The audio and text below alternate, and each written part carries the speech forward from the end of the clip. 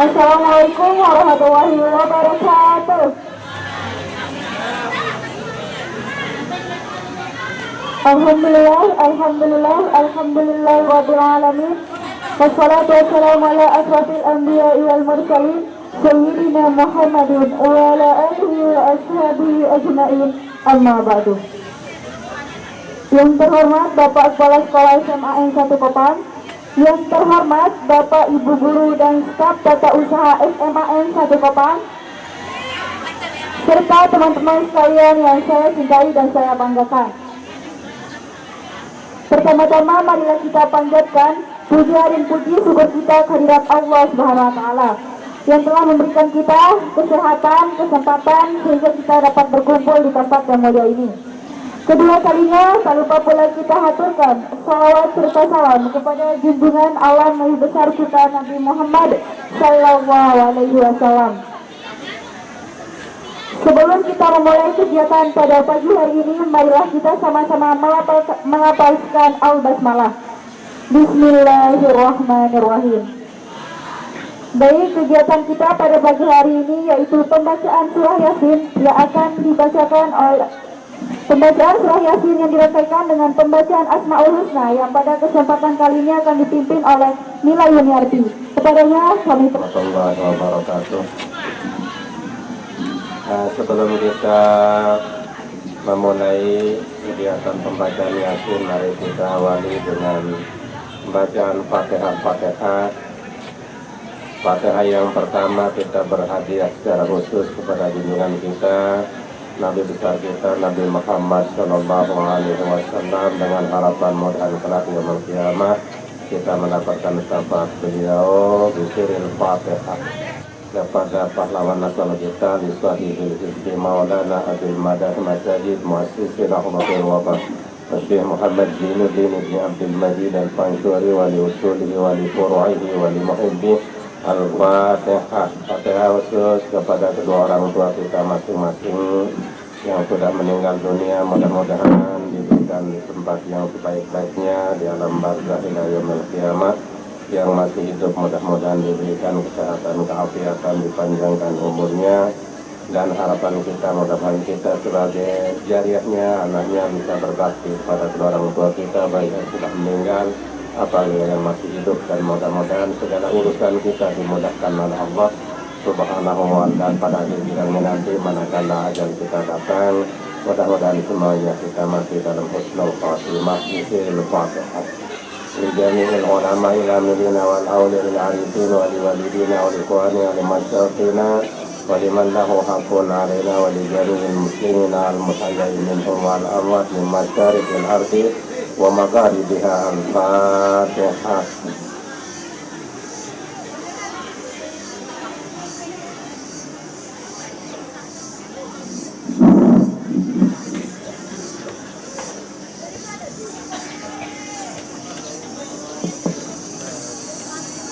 تقبل الله منكم منا ومنكم تقبل يا كريم. أعوذ بالله من الشيطان الرجيم.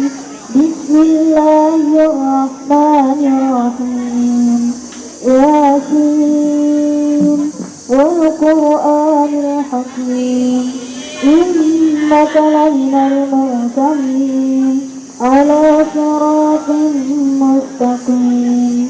تنزيل العزيز الرحيم لتنذر قوما ما أنذر آباؤهم فهم غافلون. لقد حق القول على أكثرهم فهم لا يؤمنون. إنا جعلنا في أعناقهم أغلالا فهي إلى الأذقان فهم مقمحون. وجعلنا من بين أيديهم سدا ومن خلفهم سدا فأغشيناهم فهم لا يبصرون. وسواء عليهم أنذرتهم أم لم تنذرهم لا يؤمنون. إنما وتنذر من اتبع الذكر وخشي الرحمن بالغيب فبشره بمغفرة وأجر كريم.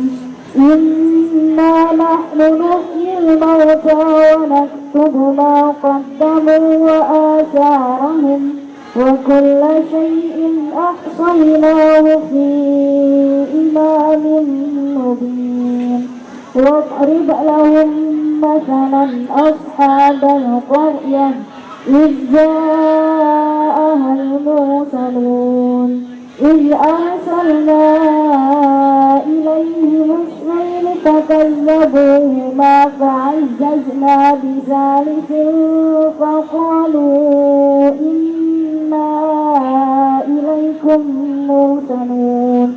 قالوا ما أنتم إلا بشر مثلنا وما أنزل الرحمن من شيء إن أنتم إلا تكذبون.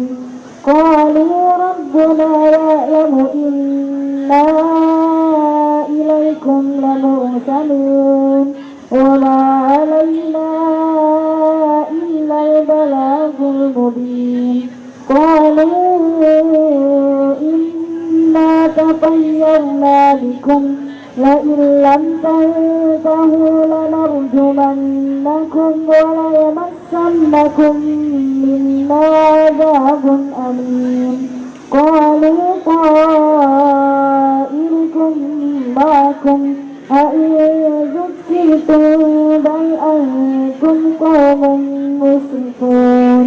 وجاء من أقصى المدينة رجل يسعى قال يا قوم اتبعوا المرسلين اتبعوا من لا يسألكم أجرا وهم مهتدون. وما لي لا أعبد الذي فطرني وإليه ترجعون. أأتخذ من دونه آلهة إن يردني الرحمن بضر لا تغني عني شفاعتهم شيئا ولا ينقذون. إني إذا لفي ضلال مبين. إني آمنت بربكم فاسمعون. قيل ادخل الجنة قال يا ليت قومي يعلمون بما غفر لي ربي وجعلني من المكرمين. وما أنزلنا على قومه من بعده من جند من السماء وما كنا منزلين. صيحة واحدة فإذا هم خامدون. يا حسرة على العباد ما يأتيهم من رسول إلا كانوا به يستهزئون. ألم يروا كم أهلكنا قبلهم من القرون أنهم إليهم لا يرجعون. وإن كل لما جميع لدينا محضرون. وآية لهم الأرض الميتة أحييناها وأخرجنا منها حبا فمنه يأكلون. وجعلنا فيها جنات من نخيل وأعناب وفجرنا فيها من العيون ليأكلوا من ثمره وما عملته أيديهم أفلا يشكرون. سبحان الذي خلق الأزواج كلها مما تنبت الأرض ومن أنفسهم ومما لا يعلمون. وآية لهم الليل نسلخ منه النهار فإذا هم مظلمون. والشمس تجري لمستقر لها التقدير العزيز العليم والقمر قدرناه منازل حتى عاد كالعرجون القديم والشمس ينبغي لها أن تدرك القمر ولا الليل سابق النهار وكل في فلك يسبحون وآية لهم أنا حملنا ذريتهم في الفلك المسحون وخلقنا لهم من مثله ما يركبون وإن نشأ نغرقهم فلا صريخ لهم ولا هم ينقذون إلا رحمة منا ومتاعا إلى حين وإذا قيل لهم اتقوا ما بين أيديكم وما خلفكم لعلكم ترحمون وما تأتيهم من آية من آيات ربهم إلا كانوا عنها معرضين وإذا قيل لهم أنفقوا مما رزقكم الله قال الذين كفروا للذين آمنوا أنطعم من لو يشاء الله أطعمه إن أنتم إلا في ضلال مبين ويقولون متى هذا الوعد إن كنتم صادقين لا ينظرون إلا صيحة واحدة تأخذهم وهم يخصمون فلا يستطيعون توصية ولا إلى أهلهم يرجعون ونفخ في الصور فإذا هم من الأجداث إلى ربهم ينسلون قالوا يا ويلنا من بعثنا من مرقدنا هذا ما وعد الرحمن وصدق المرسلون إن كانت إلا صيحة واحدة فإذا هم جميع لدينا محضرون فاليوم لا تظلم نفس شيئا ولا تجزون إلا ما كنتم تعملون إن أصحاب الجنة اليوم في شغل فاكهون هم وأزواجهم في ظلال على الأرائك متكئون لهم فيها فاكهة ولهم ما يدعون سلام قولا من رب رحيم وامتازوا اليوم أيها المجرمون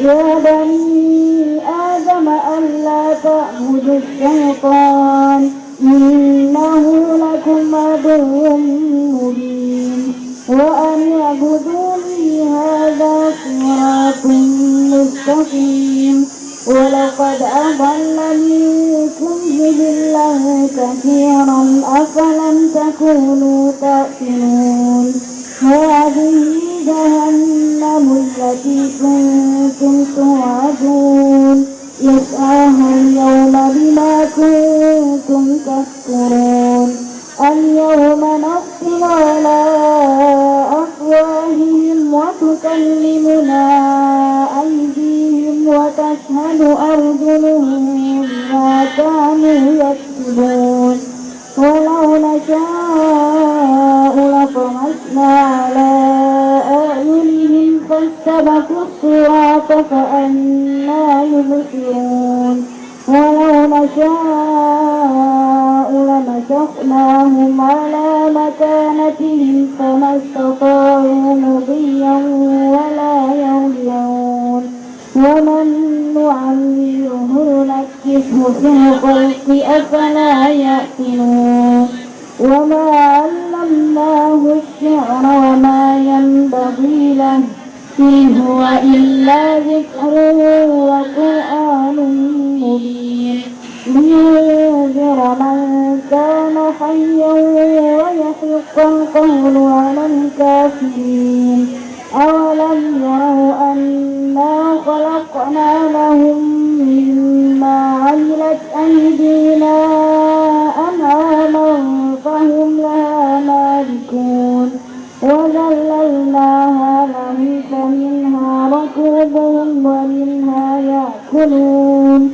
ولهم فيها منافع ومشارب أفلا يشكرون واتخذوا من دون الله آلهة لعلهم ينصرون لا يستطيعون نصرهم وهم لهم جند محضرون فلا يحزنك قولهم إنا نعلم ما يسرون وما يؤمنون أولم يرى الإنسان أنا خلقناه من نطفة فإذا هو خصيم مبين وضرب لنا مثلا ونسي خلقه قال من يحيي العظام وهي رميم قل يحييها الذي أنشأها أول مرة وهو بكل خلق عليم الذي جعل لكم من الشجر الأخضر نارا فإذا أنتم منه توقدون أوليس الذي خلق السماوات والأرض بقادر على أن يخلق مثلهم ولا وهو الخلاق العليم إنما أمره إذا أراد شيئا أن يقول له كن فيكون فسبحان الذي بيده ملكوت كل شيء وإليه ترجعون بسم الله الرحمن الرحيم اللهم يا الله يا رحمن يا رحيم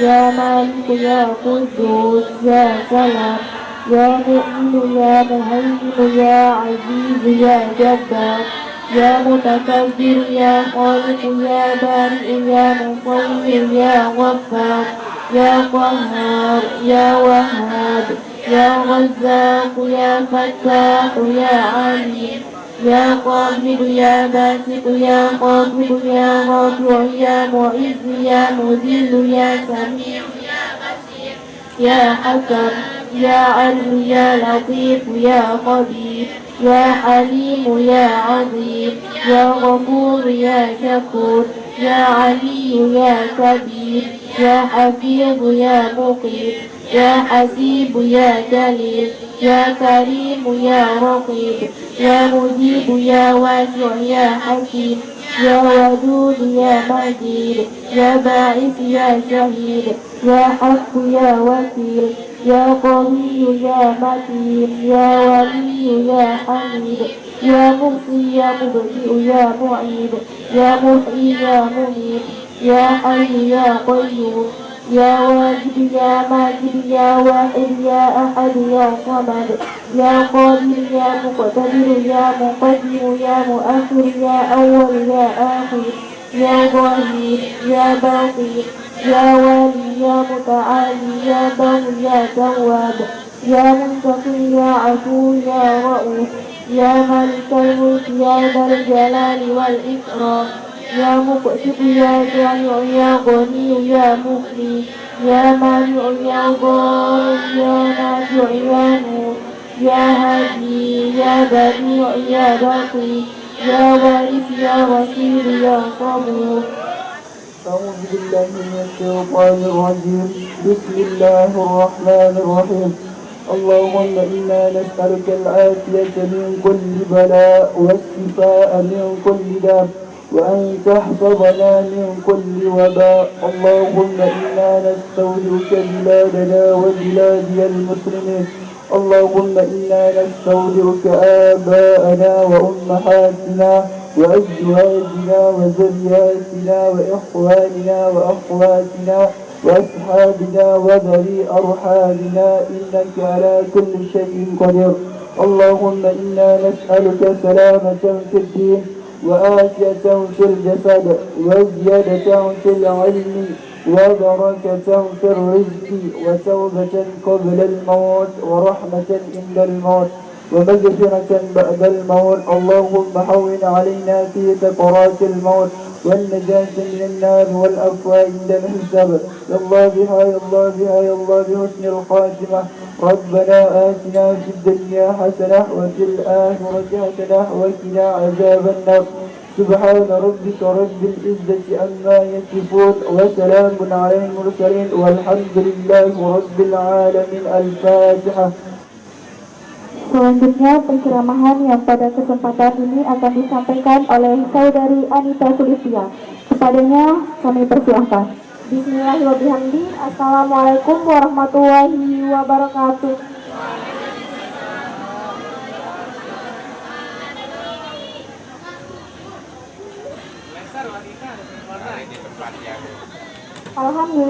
Alhamdulillahirrabbilalamin. Assalatu wassalamu ala asrafil anbiya wal mursalin wa ala alihi wa ashabihi ajmain, amma ba'du. Pertama-tama marilah kita panjatkan puja dan puji syukur kita kehadirat Allah Subhanahu wa taala yang telah memberikan kita berbagai macam banyak nikmat sehingga kita dapat berkumpul pada kesempatan kali ini dalam keadaan sehat walafiat. Kedua kalinya salawat serta salam tak lupa pula kita haturkan kepada junjungan Nabi besar yakni Nabi Muhammad Sallallahu Alaihi Wasallam yang telah membawa umat Islam dari zaman kegelapan menuju zaman terang benderang, dengan kata lain minazulumat ilan nur. Jadi pada kesempatan kali ini saya akan menyampaikan pidato yang bertema kejujuran. Seperti yang teman-teman ketahui bahwa sifat jujur adalah sifat yang terpuji, namun jarang sekali diterapkan. Mengapa saya mengatakan demikian? Karena kita dapat melihat dan merasakan di sekitar kita masih banyak kebohongan. Contohnya saja ya teman-teman, pasti banyak di antara kalian, di antara kita yang masih suka berbohong kepada orang tuanya. Izin pergi ke sekolah, tahu-tahunya pergi kencan. Waduh. Jadi yang ingin saya sampaikan kepada teman-teman untuk bertobatlah dan mari kita hijrah bersama. Mungkin hanya ini yang dapat saya sampaikan, kurang lebihnya mohon maaf. Wabillahi taufiq wal hidayah. Wassalamualaikum warahmatullahi wabarakatuh. Bismillahirrahmanirrahim. Assalamualaikum warahmatullahi wabarakatuh.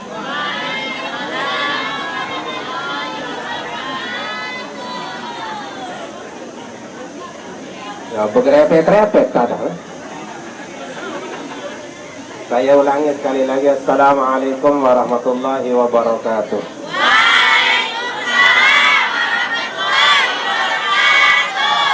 Alhamdulillahirabbil alamin wassalatu wassalamu ala Rasulillah wa ala alihi wa sahbihi wa man wala. Subhanallah walhamdulillah wa la ilaha illallah wallahu akbar wa la haula wa la quwwata illa billahil aliyyil azim.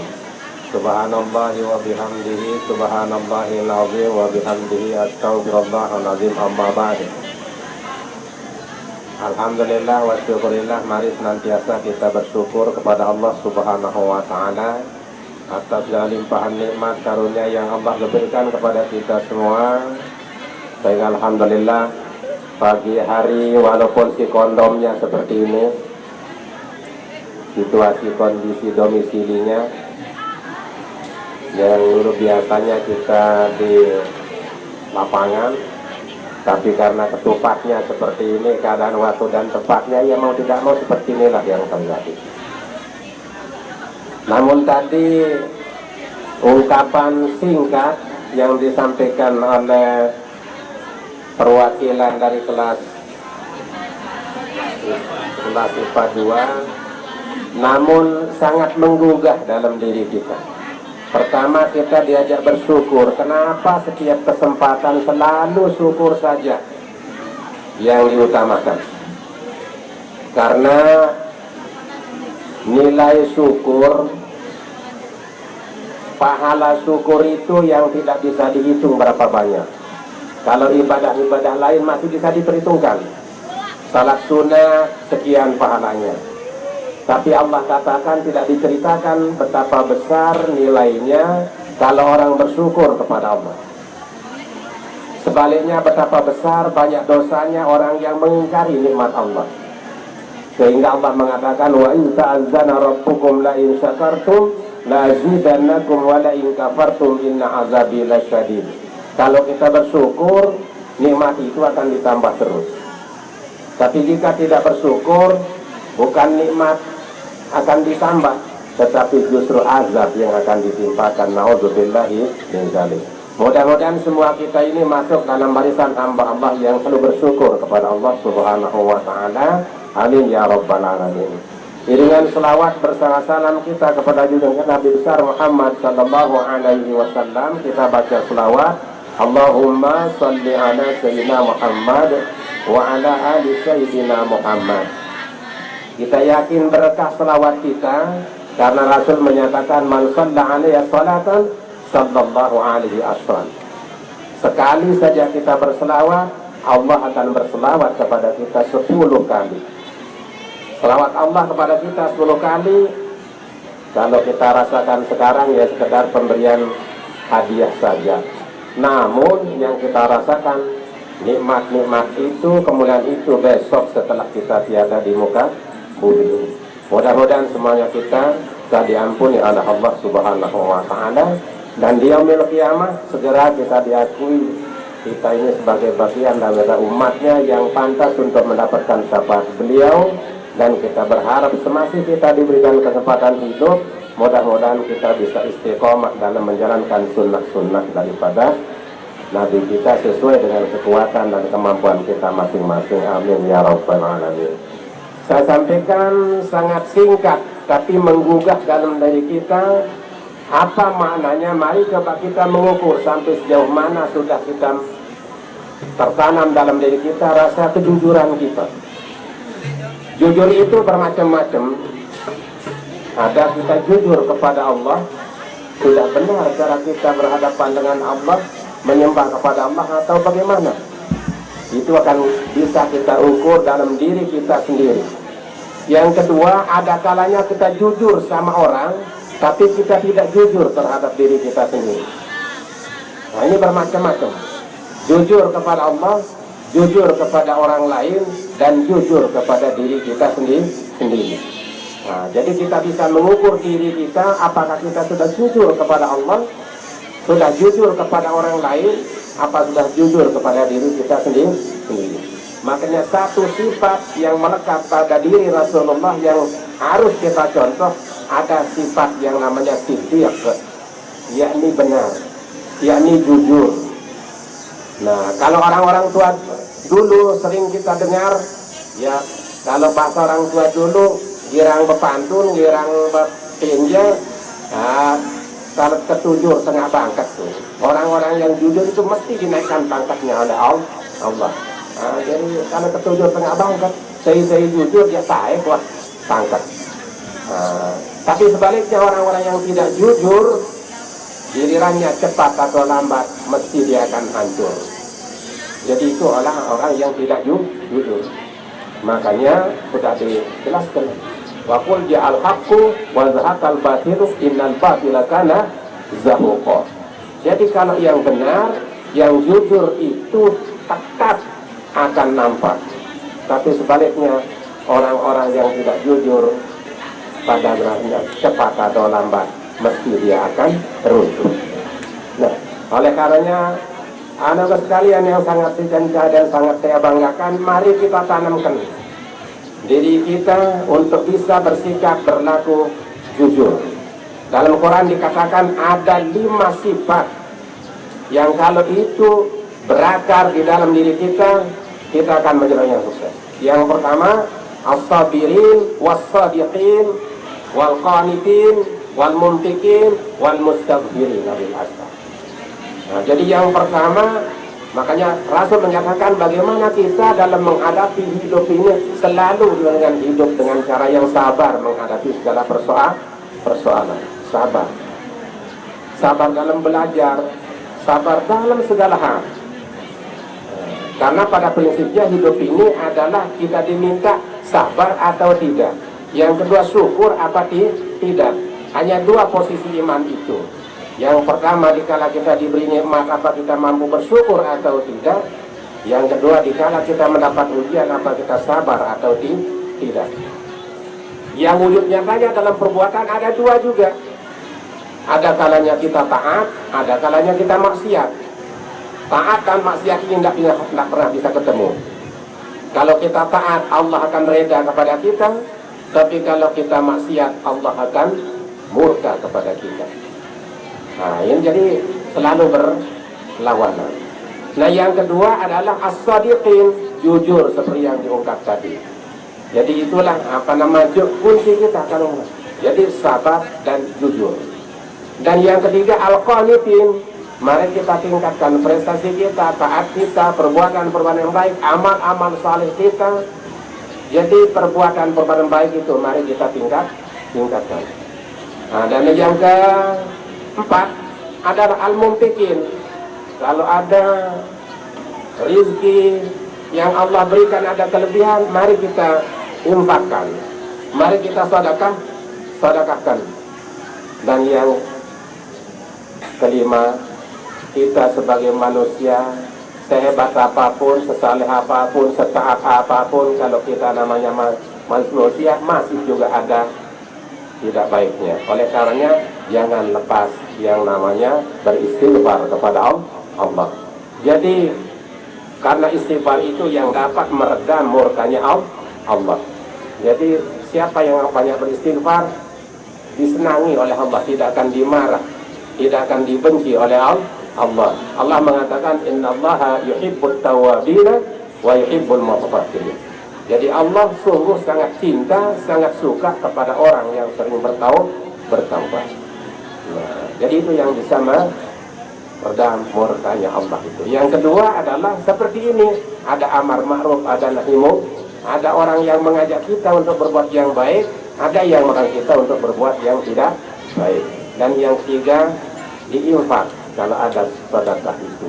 Jadi kita bersedekah ya walaupun hanya seteguk air, hanya 1.000 rupiah. Jadi mungkin 4 Jumat, mudah-mudahan itu yang bisa meredam murkanya Allah. Anak-anak sekalian yang sangat saya cintai dan sangat saya banggakan, barangkali ini sekedar tambahan saja. Walaupun tambahannya lebih banyak daripada yang disampaikan, tapi anggap ini ya perombokan dulu. Nah, jadi mudah-mudahan ada maknanya, berkahnya kepada kita semua dalam rangka kita menanamkan kejujuran pada baik kepada Allah, kepada sesama, juga kepada diri kita sendiri. Mudah-mudahan kita bersama orang-orang yang berkata, berbuat, berhati, jujur. Amin ya rabbal alamin. Wallahul muwaffiq wal hadi ila sabilir rasyad. Assalamualaikum warahmatullahi wabarakatuh. Selanjutnya persembahan qasidah salawat dari tim Hadroh Lemas, kepadanya kami berdoa. Assalamualaikum warahmatullahi wabarakatuh. Salatullahi wassalam ala man uhiyal Qur'an. Salatullahi wassalam ala man uhiyal Qur'an wa ahlil baitil kiram wa sahbihi zawil Qur'an wa ahlil baitil kiram wa sahbihi zawil Qur'an. القلب متيم بطه النبي يا نبي وصلى وسلم على طه النبي يا نبي نبينا المكرم نبينا المشرف طه العربي طه العربي القلب مسير بطه النبي يا نبي صلى وسلم على طه النبي يا نبي نبينا المشرف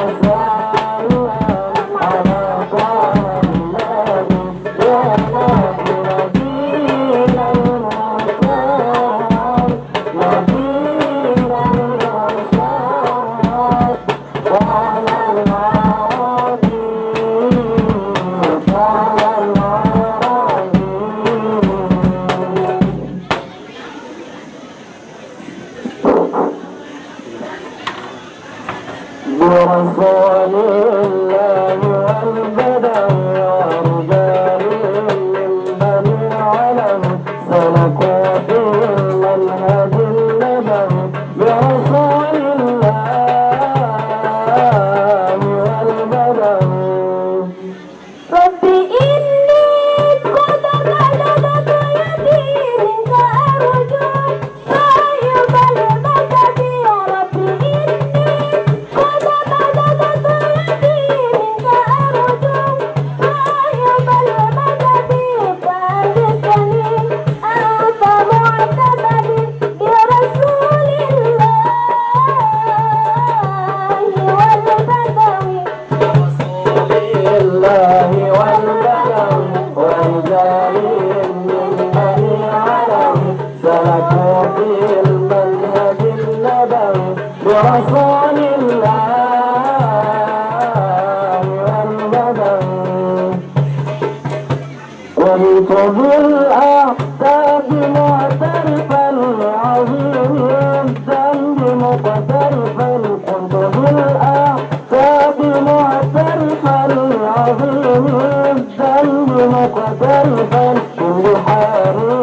صل مختلفا برسول الله والبدن برسول الله والبدن ورجال من بني علم سرقوا في المنهج